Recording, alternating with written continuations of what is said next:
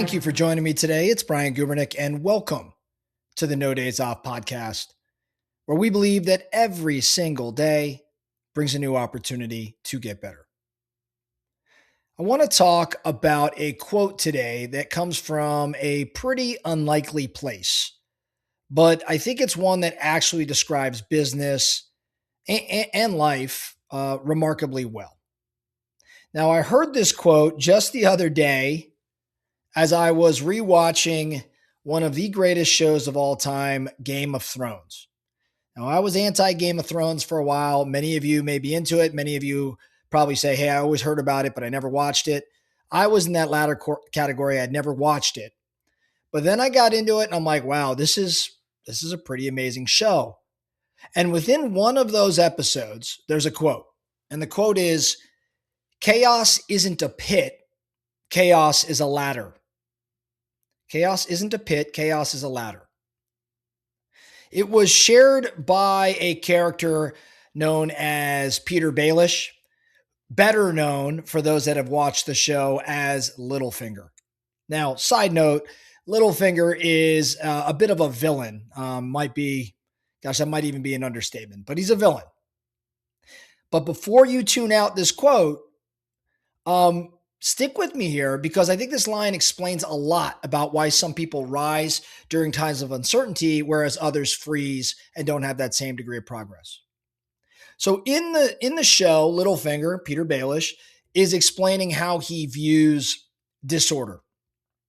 And while everyone else sees chaos, and on Game of Thrones, there is nothing but chaos, while everyone else is seeing that chaos, and they see it as something maybe to fear or a pit that you fall into, he sees it as something else entirely. He sees that chaos as a ladder. When systems are stable, the power structures are fixed, not just in Game of Thrones, but in real life. The roles are defined when systems are stable. People at the top tend to stay at the top when everything is relatively stable. But when chaos hits, be it economic chaos, political chaos, social chaos, those structures tend to weaken. The rules, which were at one point clear-cut, they start to blur. People begin to panic. Decision-making slows. And that's when movement becomes possible. That's the ladder.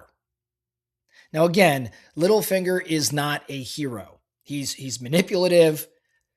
He is self-interested. He is pretty destructive. So this is not advice on how to behave. It's an observation about how opportunity actually works in the real world.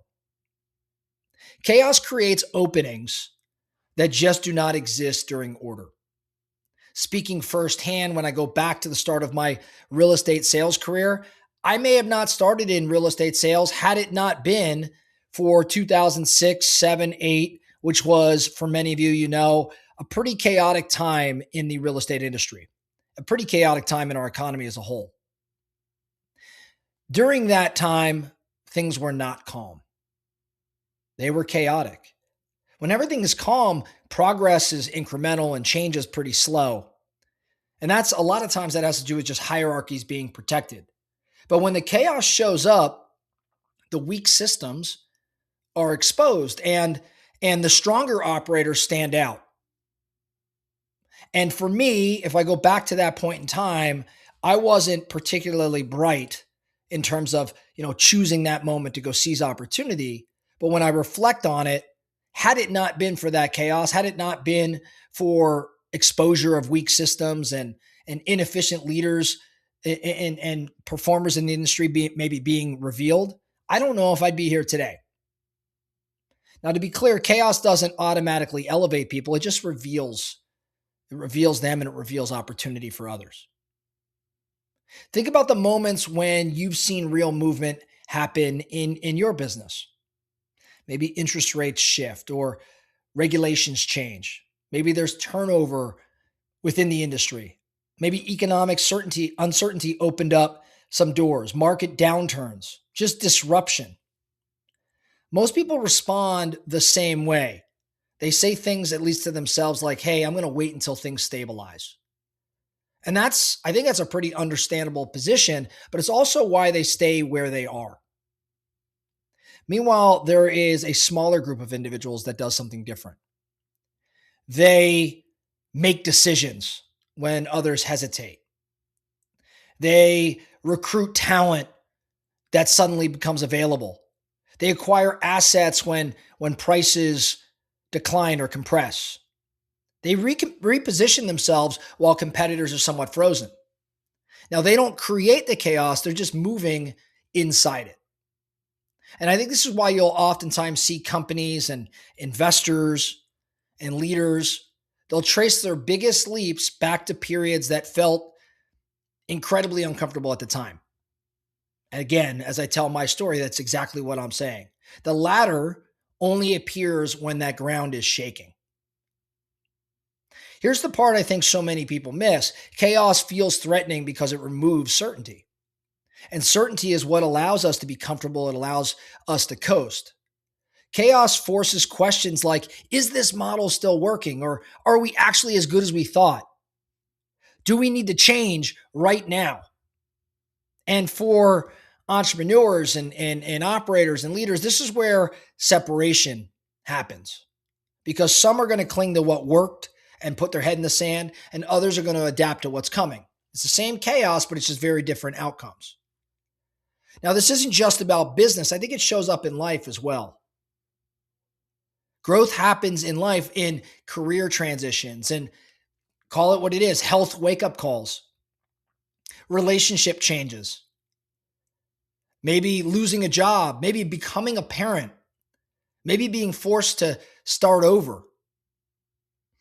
Most of us don't volunteer for these sorts of moments. But then later you hear people say, well, that was the moment that everything changed.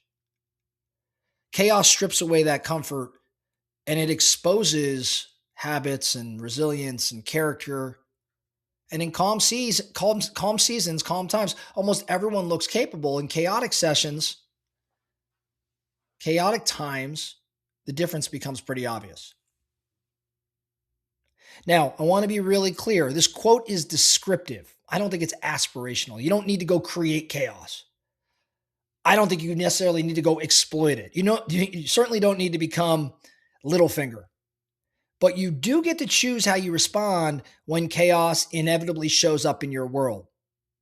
Because you can treat it like a pit, or you can recognize there's opportunity here. You can recognize that it's actually a ladder.